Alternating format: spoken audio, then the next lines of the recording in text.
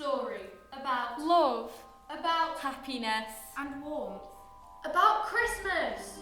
This is a story about how one man came to change his life forever. This is a story about Ebenezer Scrooge. Ebenezer Scrooge was an evil and feared man whose heart was as cold as a crisp Christmas morning.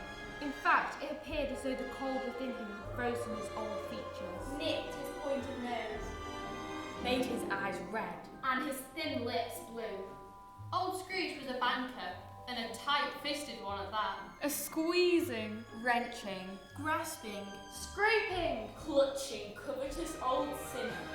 Now it's on Christmas Eve when this story truly began.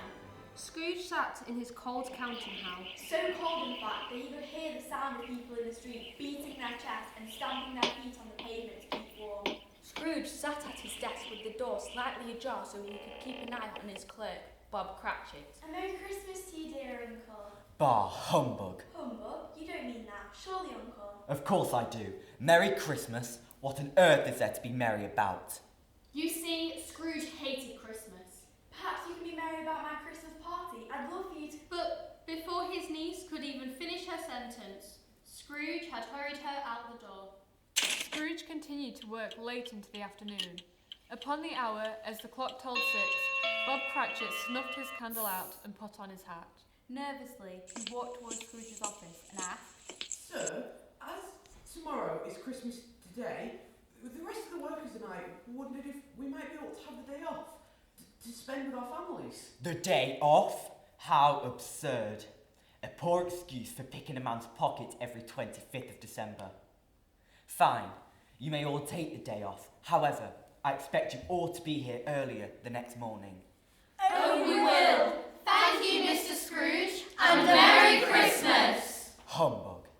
Later that night, when the whole town slept sweetly, Scrooge stirred from his slumber. Scrooge! What? Scrooge! Who's there? Ebenezer Scrooge. I'm one of 3 who upon the hour will visit you tonight. I'm the ghost of Christmas past, your past. Take my hand and follow me to see your path. As the words were spoken, they passed through the wall and stood upon the country road, with fields on either side. The darkness and the mist had vanished, leaving a clear, cold winter day with snow upon the ground. Good heavens. Suddenly, 1,000 thoughts and a million memories rushed back to him. I know this place. This is my old school, and they are my old school friends. These are but shadows of the things that have been. Scrooge saw it all before his eyes. He began to remember his lonely childhood in which he was sent away to boarding school by his new father. He remembered how while others would play, he was all alone surrounded by piles and piles of books in a dark classroom. My time grows short and I must show you another. Once again, Scrooge took her hand and the light of his classroom before them vanished. They were now surrounded by joyous people, dancing and singing with holiday cheer. Good tidings we bring to you and your kin. It can't be. That's Belle. My beautiful Belle. We wish you a Merry Christmas and a Happy New Year. Oh, Ebenezer, I do wish you would leave the books for once. We're having such a good time. Come and join the party. We're just about to roast some chestnuts. Belle, I do not have time for all those frivolities. It's pure nonsense. Sometimes I think you don't have time to be in love. Love is for fools. Then I must be the biggest fool of them all. Who loves a man who does not love me? No, Belle, come back. You fool. Spirit, why do you delight to torture me? I told you, these were the shadows of the things that have been. They are what they are. Do not blame me. Just like that, the ghosts vanished, and Scrooge was returned to his cold, dark bedroom. Once again, Scrooge stirred from his slumber to the sound of an eerie voice. Scrooge. Ebenezer Scrooge. Are you another sent to haunt me tonight? I am indeed, sir. I am the ghost of Christmas present. Come with me, time is getting on. Just like that, the pair were now in the kitchen of Scrooge's clerk, Cratchit. Spirit, it is my clerk Cratchit and his family. They are enjoying dinner. Ah, this is a lovely feast. Thank you, Mother. Oh, well, we must all thank Mr. Scrooge for supplying the money for the food. It may not be much, but this is enough to have a great family meal. Cheers to Scrooge. Where is that miserable man anyway? Oh, well, we did invite him, but he must have been too busy. Too busy for Christmas? Surely not. He must hate Christmas. No, I'm sure he's off doing something very important, dear. Well, God bless him. God bless us, one and all. Their turkey, it's so small, there's not enough there to go round the whole family. Some of them surely will go hungry. There is more for you to see, Ebenezer. In an instant, the pair rushed to the house of the Scrooge's niece. To a room filled with laughter and games. Are you living? Yes. Some sort of creature? Many think so. Are you warm and cuddly? No, never. I've got it! I've got it! You're Ebenezer Scrooge! Correct. Creature, more like an unbearable beast. I couldn't agree more. What sort of man can be so perpetually angry? Is this really how people see me? But the ghost of Christmas present had vanished in a blink of an eye, and Scrooge was returned to his bedroom. When will this torturous night end? The old clock in Scrooge's room told upon the hour.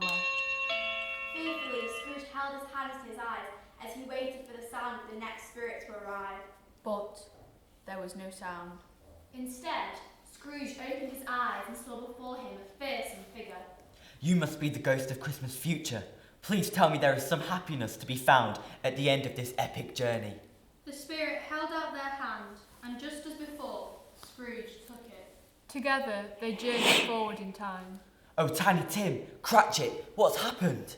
He was only a small boy to begin with, but as the winter got colder, you brought down Cratchit's paycheck, so he couldn't afford enough food, and Tiny Tim grew too weak and passed away. No, how could I have done this? That poor boy, his poor family. Scrooge, this is not the only loss the future holds. No more, please. For a final time, Scrooge was transported to a dark and dismal place. In the distance, he could see something, but couldn't quite believe what was before him. Ebenezer Scrooge, born 1786, died 1843, a cold and lonely man. Please, no, I want to go back. I can change. Let me go back.